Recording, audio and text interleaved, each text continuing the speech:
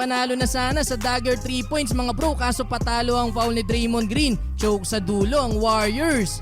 Warriors versus OKC. Maagang na foul trouble mga bro ang rookie na si Chet Holmgren. Nakakadalawang foul kagad sa opening quarter. Isa doon ay galing kay Draymond Green, sacrificing his body. Dahil sa 9-2 nating run ng Warriors under 5 minutes, nakakalamang din sila ng double digit. Ganda ng gising ng opensa ngayon para kay Andrew Wiggins with 8 points. Tigisang pukol naman sa 3 points si Curry at Thompson. Nakakaponto naman ng 3 assists si Draymond Green, samahan pa ng 4 points. Tagumpay silang na-check mga bro si SGA na meron pa lamang 4 points, shooting 2 of 8 sa field.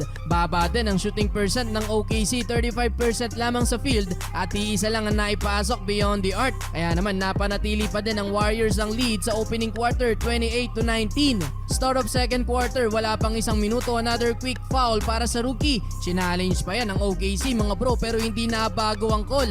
Dahil dyan, limitado ang kayang gawin ni Holmgren ngayon. 6 points pa lang sa first 2 quarters. Solid pa din ang second unit ng Warriors. Habang pahinga, etong sila Curry. Paulan ng tres mga bro si Klay Thompson. Napakalinis ng pagkakapasok ng bola sa basket. Parang nilayup lang. Kumana ng 10 points si Thompson sa second quarter. Step naman, napareklamo sa referee. May kasamang tulak daw ang drive na to ni SGA. Bawi na lang ng tres sa kabila ang greatest shooter. Double figure na din si Curry with 11 points. Entering the third quarter, hindi pwedeng mag-relax ang Warriors mga bro dahil mabilis ding makabawi ang OKC. Baba sa 2 points ang lead ng Warriors, muntik pang mabalian sa play na to si Steph Curry. Butata ang inabot niya kay SGA, awkward pa ang pagkakalanding ng tuhod ni Steph. On the run na ang opensa ng OKC mga bro, tabla na ang laban. 9-84, 27 points na para kay SGA.